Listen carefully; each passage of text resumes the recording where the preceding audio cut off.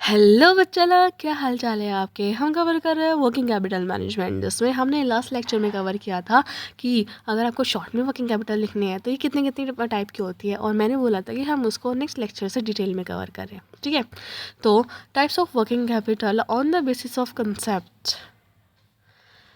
Gross working capital, जैसे मैंने आपको अपने लास्ट लेक्चर में भी बताया था कि अगर आपकी कोई नॉर्मल भी वर्किंग कैपिटल है जो आप नॉर्मली यूज़ करते हो ना, हम उसको ग्रॉस वर्किंग कैपिटल ही कंसिडर करते हैं। क्या कंसिडर करते हैं हम उसको?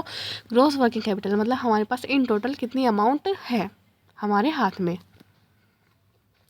एंड नेट वर्किंग कैपिटल होता है आपका difference between CA and CL, मतलब कि आपकी करंट एसेट्स और करंट लायबिलिटीज़ के बीच का जितना भी डिफरेंस होगा वो आपकी नेट वर्किंग कैपिटल कहलाएगी। फॉर एन एग्जाम्पल आपकी करंट एसेट्स में अमाउंट है मान लीजिए 1 लाख, ठीक है, और आपकी करंट लायबिलिटीज़ है, मतलब जो आपके अपने क्रेडिटर्स को पे करनी है, मान लीजिए वो है आपकी 30,000।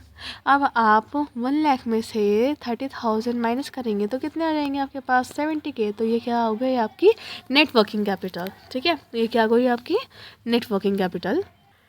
ठीक है, तो आई होप आपको ये वाला समझ आया होगा। और जो सबसे इम्पॉर्टेंट पॉइंट है इस वाले लेक्चर में वो है कि आपकी जो वर्किंग कैपिटल की बात की जाए या फिर आपकी ग्रॉस वर्किंग कैपिटल की बात की जाए, वो जनरली एक ही मानी जाती है। ये है सबसे इम्पोर्टेंट पॉइंट, इसको अच्छे से नोट डाउन कर लीजिएगा।